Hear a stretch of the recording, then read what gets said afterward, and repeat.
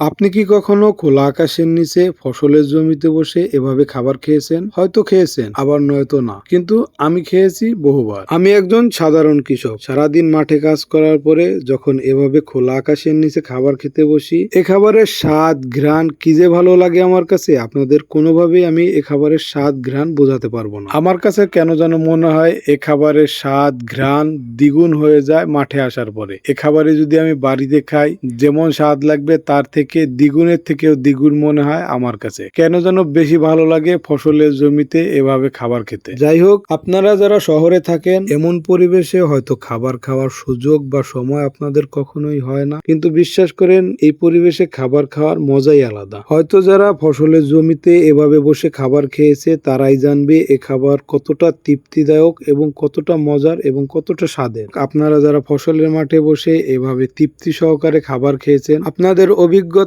এবং অনুভূতি কেমন তাই আমাদের সাথে শেয়ার করতে পারেন। আর আমরা আপনার অভিজ্ঞতা এবং অনুভূতি জানার অপেক্ষায় রইলাম। আল্লাহ হাফেজ। আপনারা সুস্থ থাকেন, ভালো থাকেন এবং আপনার চারপাশে মানুষকে ভালো রাখার চেষ্টা করেন ইনশাল্লাহ। আসসালামু আলাইকুম ওয়া রাহমাতুল্লাহি ওয়া বারাকাতুহু।